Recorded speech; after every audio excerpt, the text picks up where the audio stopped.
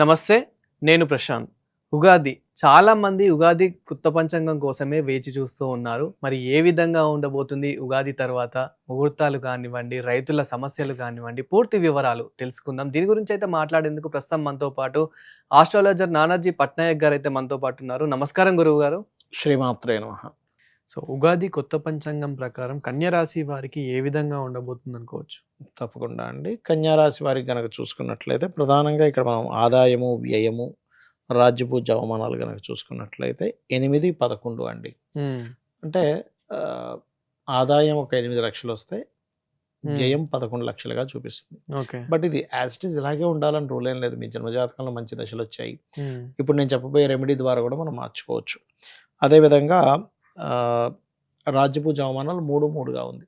అంటే పెద్దగా మెచ్చుకునే వాళ్ళు లేరు, అవమానించే వాళ్ళు లేరు. ఎంతైనా కానీ కొంచెం మనకి ఎంకరేజ్మెంట్ రావాలంటే మెచ్చుకునే వాళ్ళు కూడా ఉండాలి మనకి, అంతే కదా.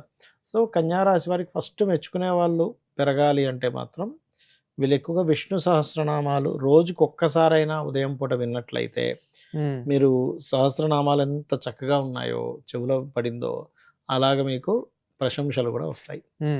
ఇక ఈ కన్యారాశి వారికి ఆదాయ వ్యయాల్లో 8, 11గా ఉందంటే 8 లక్షల ఆదాయం అయితే 11 లక్షలు ఖర్చుగా చూపిస్తుంది. కాబట్టి మనకి ఆదాయం పెరగాలి అంటే ఎక్కువగా లలిత రెగ్యులర్గా చేసుకోవడం మంచిది.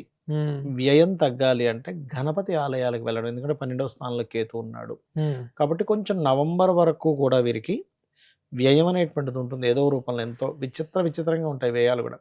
అరే ఉత్తినే పైసలుగా వచ్చేపోయినాయి ఎట్లా అనుకుంటాను చూసారు, అలా ఉంటుంటుంది. అదొకటి. అయితే వీరికి స్టార్టింగ్ ఒక 3 to 4 months ఇల్లు మీద ఇల్లు కట్టడం కానీ, లేకపోతే పార్ట్నర్షిప్లో ఏదైనా గృహం తీసుకోవడం కానీ, వాహనం తీసుకోవడం కూడా జరుగుతుంది. 6వ స్థానంలో రాహు, శత్రువుపై జయాలు ఉంటాయి, కోర్టు కేసెస్ ఇట్లాంటి వాటి మీద మంచి గెలుపు ఉంటుంది. కాకపోతే 7వ స్థానంలో శని ఉన్నాడు కాబట్టి ఇష్టపడిన వారిని కొంత స్ట్రెస్కు గురైనా సరే వివాహం చేసుకుంటారు ఇష్టపడిన వారిని. అలాగే వీరితో పాటు వీరి జీవిత భాగస్వామికి కూడా ఏదైనా జాబ్ కోసం ట్రై చేయడము, అలాగే వాళ్ళకి ఏదైనా కొత్తగా కోర్సెస్ చేయించడం ఇట్లాంటివి ఎక్కువ చూపిస్తున్నాయి. ఈ బ్యాంకింగ్, టీచింగ్ సెక్టార్స్లో జాబులు సంపాదిద్దాం అనుకునేటువంటి వారికి జూన్ లోపల చాలా బాగుంది. జూన్ జూలై దాటింది అంటే కనుక అక్కడ నుంచి ఈ స్కూల్స్, కాలేజెస్ మెయింటైన్ చేసేటువంటి వారికి బాగుంటుంది చెప్పాలంటే. లాభస్థానంలో గురువు ఉన్నాడు కాబట్టి. అయితే వీరికి ఎక్కువగా ఖర్చులు కాకూడదు అంటే గణపతి ఆరాధన చేయడము, ఉలవలు దానంగా ఇవ్వడం ఎక్కువగా చేస్తుండాలి. వెంకటేశ్వర స్వామి యొక్క ఆరాధన చేయడం అన్ని విధాల ఉత్తమం. అదేవిధంగా వీరి పెళ్లి యోగం కానివ్వండి, సంతానం కానివ్వండి కన్య రాశిలో ఏ విధంగా ఉందనుకోవచ్చు? పెళ్ళి అంటే ఒకటండి, పెళ్ళికి సంబంధించింది అయితే జూన్, జూలై నుంచి బాగుంది సంతానం, వివాహం 2 విషయాల్లో. ఎందుకంటే 7వ శని ఉన్నాడు. శని మీద గురువు దృష్టి పడ్డప్పటి నుంచి బాగుంటుంది ఆటోమేటిక్గా. సో వీళ్ళు ఏదైనా వివాహం అది తర్వాత జూన్, జూలై నుంచి ఎక్స్పెక్ట్ చేయడమే మంచిది వీరికి.